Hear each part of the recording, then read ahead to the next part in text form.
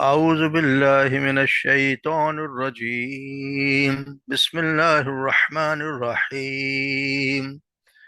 تلك الدار الآخرة نجعلها للذين لا يريدون علوا في الأرض ولا فسادا والعاقبة للمتقين. من جاء بالحسنة فله خير منها ومن جاء بالسيئة فلا يجزى الذين عملوا السيئات إلا ما كانوا يعملون. إن الذي فرض عليك القرآن لرادك إلى معاد قل ربي أعلم من جاء بالهدى ومن هو في ضلال مبين. وما كنت ترجو أن يلقى إليك الكتاب إلا رحمة من ربك فلا تكونن ظهيرا للكافرين. ولا يصدنك عن آيات الله بعد إذ أنزلت إليك وادعوا إلى ربك فلا تكونن من المشركين. ولا تدع مع الله إلها آخر لا إله إلا هو كل شيء هالك إلا وجهه له الحكم وإليه ترجعون.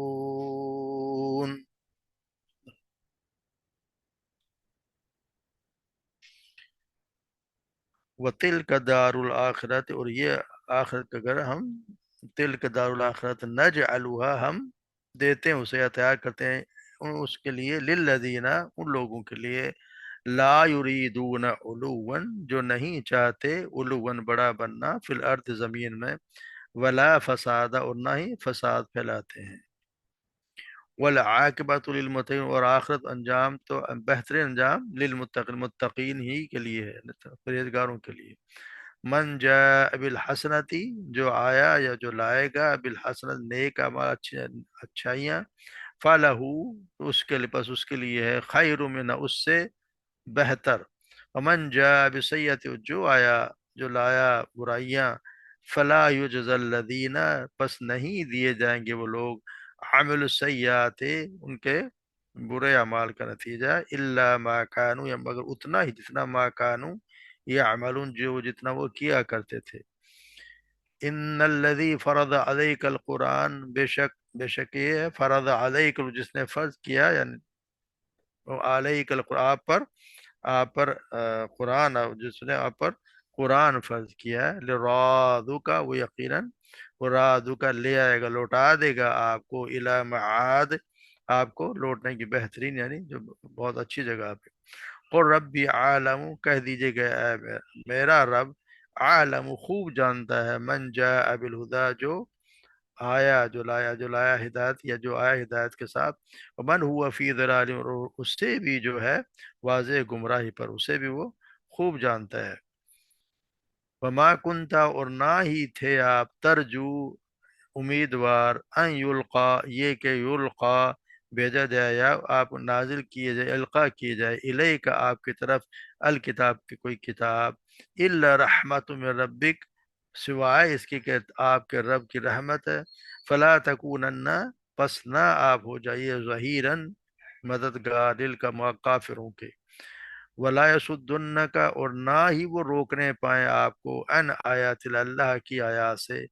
بعد از اس کے بعد کہ از انزلت جب کہ وہ انزلت نازل کی جا چکی ہیں الیک آپ کی طرف ودعو اور بلاتے رہیے الی ربک اپنے رب کی طرف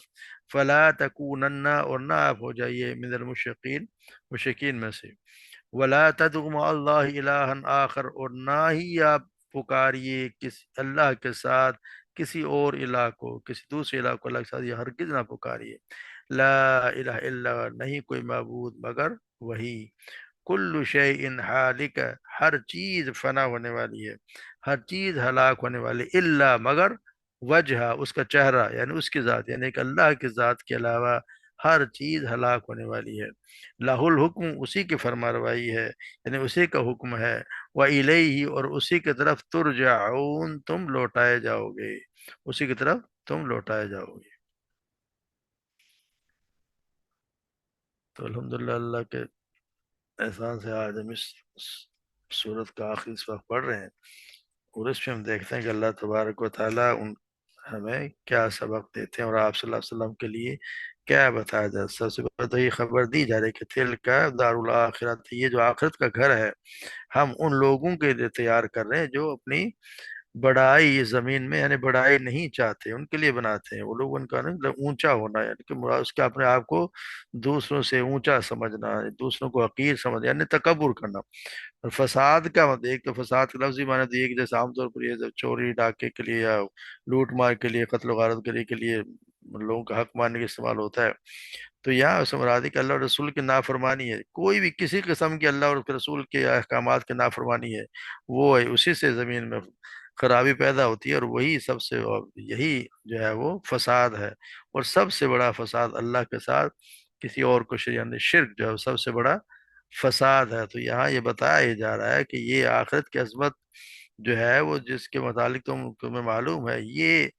ان کے لیے نہیں ہے کہ جو تکبر یا وہ سرکشی اختیار نہیں کوئی کرتے ہیں، یا فساد فی الارض کا ارتکاب نہیں کرتے، بلکہ ان کے لیے جو ان کاموں کا ارادہ بھی نہیں رکھتے، یعنی ان کے ذہن میں بھی کبھی یہ بات نہیں آتی کہ ہم جو ہے وہ دوسروں کو حقیر سمجھیں، یا دوسرے کوئی ہم سے حقیر ہے، ہم بہت بڑے ہیں، ان کی یہ ذہن میں بھی یہ بات نہیں آتی۔ تو یہ تکبر، کیونکہ تکبر کے لیے تو اللہ کے رسول نے فرمایا کہ تکبر جیسی چیز ہے جس میں اس کو ہے جو آپ سے فرمایا کہ جس شخص کے دل میں ذرہ برابر بھی تکبر ہے وہ جنت میں نہیں جائے گا۔ تو ایک شخص نے کہا کہ یا رسول اللہ، آدمی کی تو خواہش ہوتی ہے کہ اس کا لباس اچھا ہو، اس کی جوتی اچھی ہو، تو کیا یہ تکبر ہے؟ تو آپ نے فرمایا نہیں، یہ تو خوبصورتی ہے، اللہ تعالیٰ خود جمال ہے، یعنی خوبصورت، اور خوبصورتی کو پسند کرتا ہے۔ تکبر تو یہ ہے کہ حق کو ٹھکرا دیا جائے، لوگوں کو حقیر جانا جائے، یعنی آپ دوسرے کو کمتر سمجھے اپنے آپ سے۔ اسی طرح یہ کہ اپنے آپ کو بڑا بننے کی خواہش کرنا، اس کے متعلق سیدنا عبد الرحمن بن صبر رضی اللہ تعالیٰ بیان کرتے ہیں کہ آپ صلی اللہ علیہ وسلم نے فرمایا، اے عبد الرحمن، مجھ سے فرمایا عبد الرحمن، تو خود حکومت کے کسی منصب کا سوال نہ کرنا، اس لیے کہ اگر تجھے یہ منصب سوال کرنے سے ملے گا تو تم اس کے حوالے کر دیے جاؤ گے،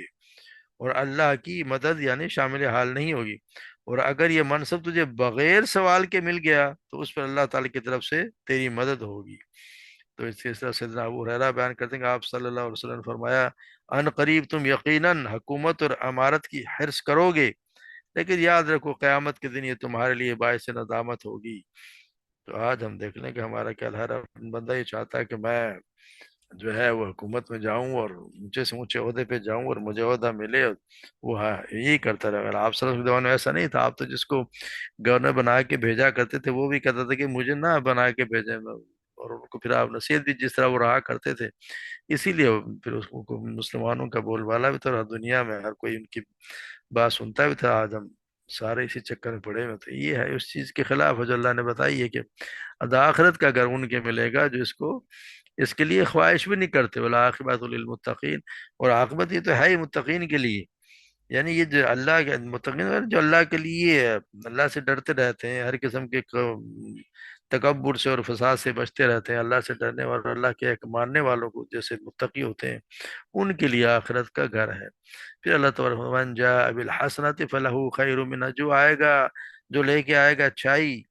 نیکی لے کر آئے گا تو اس کے لیے بہترین صلہ ہے، اور جو برائی لے کر آیا تو ان لوگوں کے لیے جو برے کام کیے ہیں ان کے بدلہ اتنا ہی دیا جائے گا جتنا انہوں نے برا کام کیا ہوگا، یعنی یہ جو زیادہ دیا جائے گا یہ اللہ کا فضل ہے، اور جو برابر برابر دیا جائے گا یہ اللہ کا عدل ہے، یعنی جو عدل تو یہ ہے کہ جتنا کیا اس کو بدلہ دے دیا جائے گا، مگر اللہ تبارک و تعالیٰ اپنے فضل سے لوگوں کو زیادہ دیں گے، یعنی 10 سے لے کے 70 گنا تک اللہ تعالیٰ کی تعالیٰ کی جتنی مرضی دے دیں۔ تو یہ اس لیے کہتے ہیں کہ اللہ سے ہمیشہ اس کا فضل مانا چاہیے، اللہم انی اسألک من فضلک، اللہ میں تیرے سوال کرتا ہوں تیرے فضل کا، فضل مانگے اور برکت مانگے تو اللہ تبارک و تعالیٰ پھر اپنے حساب سے، یعنی ضروری نہیں ہے کہ اللہ تعالیٰ کو کسی کی مجبوری کہ اللہ تعالیٰ کو 10 ہی دے گا، 10 نہیں، جو چاہے گا دے گا، اور جو جس نے برائی کی اس کو برابر ہی ملے گا، کیونکہ اللہ تبارک و تعالیٰ ان اللہ لا یظلم مثقال ذرہ، بے شک اللہ ایک ذرے کے برابر ظلم نہیں کرتا، وَإِن تَكُ حَسَنَةٌ يُضَاعِفْهَا وَيُؤْتِ مِن لَّدُنْهُ أَجْرًا عَظِيمًا، اگر نیکی ایک نیکی ہوگی تو اسے دگنا کر دے گا، اور اپنے پاس سے بہت بڑا اجر عطا فرمائے گا۔ اور پھر جیسے سورہ الانعام میں ہم پڑھ رہے ہیں، من جاء بالحسنۃ فلہ عشر امثالها، جو شخص نیکی لے کر آئے گا تو اس کے لیے وہ جیسی 10 نیکیاں ہوں گی، ومن جاء بالسیئۃ، اور جو برائی لے کر آئے گا فلا یجزا الا مثلها، اور اس کے ساتھ ویسے ہی جزا دی جائے گی جو اس کے مثل، اسی کے مثل، وہم لا یظلمون، اور اس پر ظلم نہیں کیا جائے گا۔ تو یہ اس طرح سیدنا ابو ہریرہ بیان کرتے ہیں کہ آپ صلی اللہ علیہ وسلم نے فرمایا کہ اللہ تعالیٰ فرماتا ہے کہ جب میرا بندہ کوئی برائی کرنے کا ارادہ کرے تو فرشتوں سے کہا کہ تم اسے مت لکھو جب تک کہ اسے کر نہ لے، اور اگر کر لے تو پھر ایک برائی لکھ دو، اور میرے اگر خوف سے اس کو چھوڑ دے، یعنی برائی کا ارادہ کیا مگر کیا نہیں، تو اس کے لیے ایک نیکی لکھ دو، اور جب وہ کسی نیکی کو کرنے کا ارادہ کرے تو اس کو کرے نہ کرے پھر بھی اس کے لیے ایک نیکی لکھ دو، اور اگر اس کو کر لے تو اس کو پھر 10 گنا سے 700 گنا تک لکھ دو۔ یہ اللہ تبارک و تعالیٰ کا فضل دیکھیں کہ ایک برائی کو بھی اس وقت لکھتا ہے، ارادے سے نہیں لکھتا کہ برائی کی ہے، اور پھر پہ اللہ تعالیٰ کہتے ہیں کہ کچھ عرصہ ان کو فرشتے انتظار کرتے ہیں کہ شاید یہ توبہ کر لے، تو وہ لکھتے بھی نہیں ہیں، کہ کچھ گھنٹے کو انتظار کرتے ہیں کہ ہو سکتا ہے یہ بندہ توبہ کر لے تو، اور مگر اگر آپ نے کسی نیکی کا ارادہ کیا تو ارادہ کرتے ہوئے آپ کے لیے ایک نیکی لکھ دی جاتی ہے، آپ نے کر دیا تو پھر آپ دیکھ لیں کہ 10 سے لے کے جتنے اللہ تبارک و تعالیٰ جتنا چاہے اس کی مرضی ہے جو دے دے۔ تو پھر یہی اس لیے اللہ تبارک و تعالیٰ کہ اللہ کا فضل ہے، اس کا اندازہ لگائیں کتنا کچھ کرتے ہیں۔ پھر اللہ تعالیٰ ان الذی فرض علیک القرآن، اور وہ اللہ جس نے آپ پر قرآن، یعنی جس نے آپ پر قرآن فرض کیا ہے، یعنی قرآن کی تعلیم، اس کا قرآن کے بارے میں لوگوں کو آپ اس کی لوگوں کو سکھانا آگے، یعنی ضرور ہے تو کہتے ہیں عظیم الشان جگہ کی طرف آپ کو واپس لوٹا دے گا، یعنی اللہ تبارک و تعالیٰ اس کی طرف، یعنی جو اللہ تبارک و تعالیٰ نے آپ پر قرآن نازل کیا، آپ پر یہ نازل ہو، اور ضروری ہو گیا ہے کہ آپ اس کی تشریح کریں، لوگوں میں تبلیغ کریں، کہ کسی حال میں بھی اس کو آپ نے چھوڑنا نہیں ہے، کیونکہ اللہ تبارک و تعالیٰ نے یہ فرض کر دیا ہے آپ پہ، یعنی اپنے دین، اب یہ ہے کہ آپ اپنے دین کو، اپنے جان کی حفاظت کے لیے اگر آپ کو جانا بھی پڑے تو پھر یہ ہوگا کہ آپ کو لوٹانے سے مراد یہ ہے کہ بہت اچھی جگہ کی طرف ہم لوٹا دیں گے۔ اچھی جگہ سے مراد ایک تو ہے کہ جنت، دنیا اور آخرت دونوں میں ہم آپ کو اچھا مقام دیں گے۔ دنیا میں تو یہ کہ کہتے ہیں کہ جی اس کے مراد یہ کہ ہم آپ کو واپس مکہ میں لوٹا دیں گے، کیونکہ یا تو یہ کہتے ہیں کہ جی یہ نازل ہوئی تھی شاید آیات ہجرت کے وقت، لیکن کچھ وہ کہتے ہیں کہ یہ تو حبشہ کا جو ہجرت تھی اس زمانے میں نازل ہوئی۔ بہرحال یہ کہ ایک تو یہ کہ کیونکہ مکہ میں بھی آپ صلی اللہ علیہ وسلم کو دوبارہ اللہ تبارک نے بڑی فاتح کی حیثیت سے 8 سال بعد ہی لوٹا دیا وہاں پہ اللہ تبارک و دوبارہ، اور پھر جو آخرت ہوگی، آخرت میں تو اللہ تبارک و تعالیٰ ان کو مقام محمود پہ اللہ تبارک و تعالیٰ بٹھائیں گے، اور مقام محمود وہ ہے کہ ایک آپ سمجھنا کہ یہ ایک ہی مقام ہے جو کسی، اور مجھے امید ہے کہ مجھے ملے گا، یعنی سب سے اونچا مقام اللہ تبارک و تعالیٰ ان کو دیں گے، اور یہ مقام ہوگا جو اللہ تبارک و تعالیٰ آپ صلی اللہ علیہ وسلم کو اس پہ مبعوث کریں گے، اور وہ پھر آپ لوگوں کی سفارش بھی کریں گے وہیں سے، تو یہ سب سے اونچا ہوگا، اور جنت کا بھی بہت سب سے اونچا مقام اللہ تبارک و تعالیٰ کر ہم آپ کے لیے، ہم اس پہ آپ کو لوٹا دیں گے۔ کو ربی عالم، پھر اللہ تعالیٰ کہہ دیجئے کہ میرا رب خوب جانتا ہے، جو کوئی ہدایت کے ساتھ آئے، جو لائے ہدایت، اسے بھی جو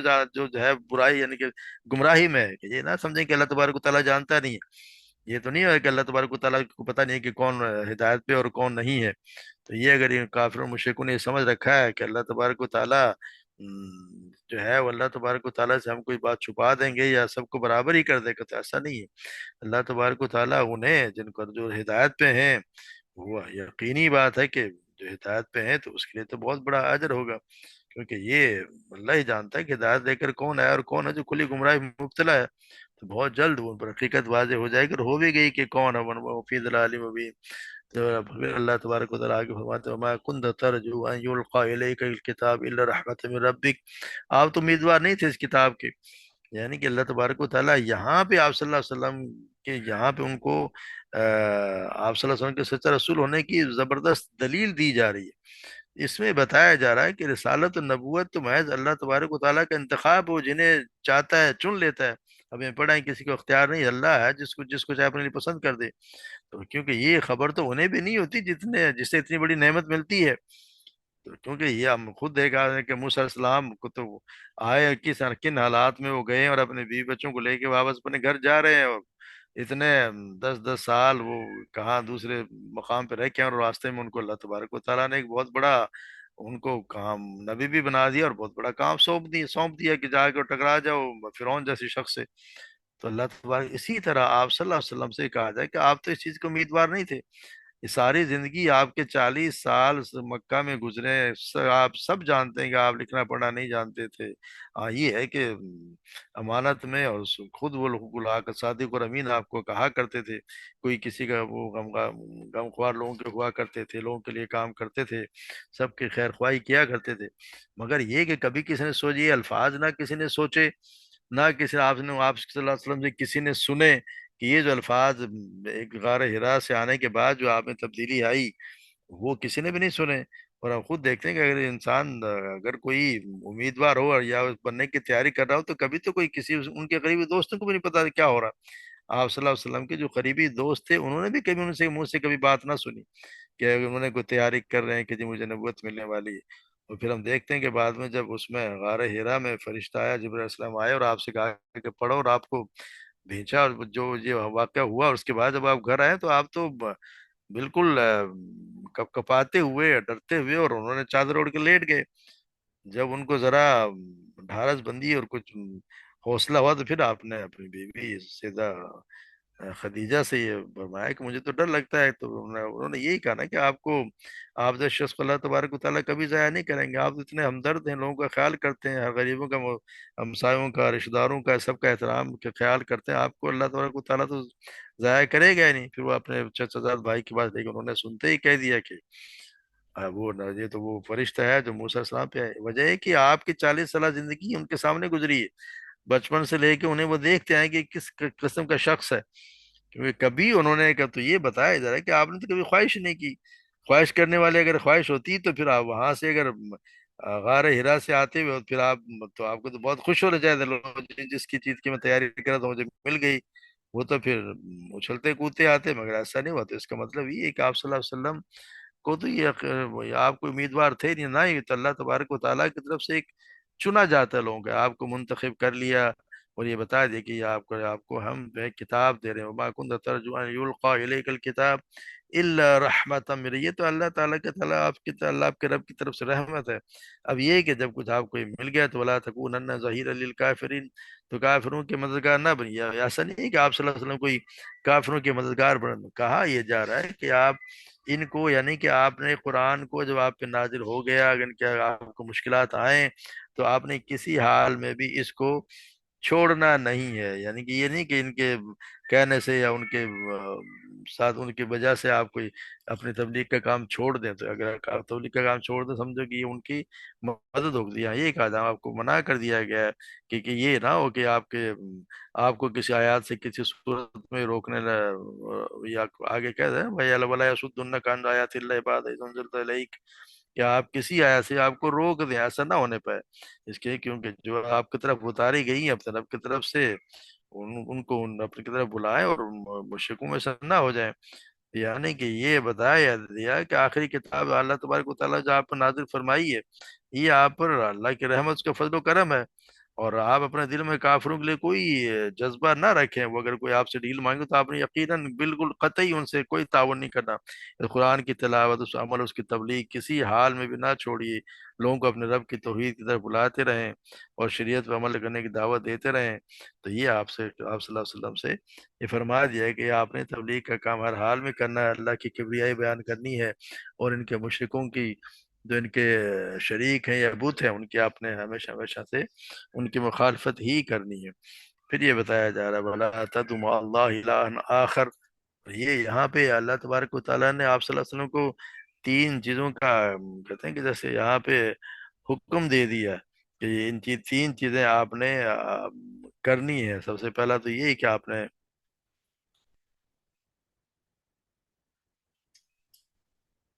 کہ کافروں کا کوئی ساتھ نہیں دینا، ان سے کسی بات کو ماننا نہیں ہے. ان کے تدور سے پھر یہ بتایا جا رہا ہے کہ اللہ تبارک و تعالیٰ یہ تو قرآن دیا، اس کے لوگوں کو آپ بلائیں گے.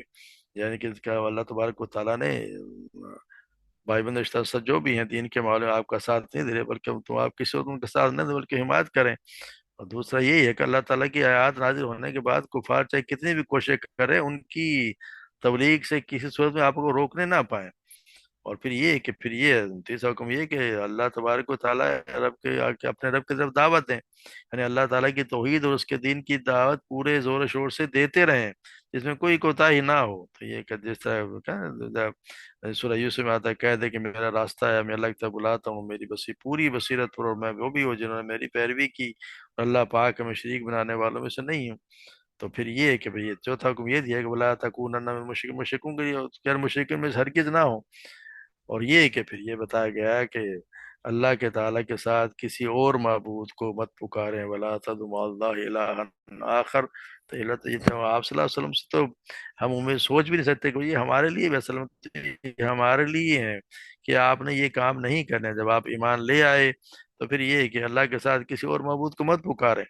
یہ تو ہر انسان کے لیے، یعنی ایک تو آپ کو مخاطب کرنے سے آپ کے لیے مقامی تاکید مراد ہے، اور یہ سنایا آپ کو جا رہا ہے مگر خبردار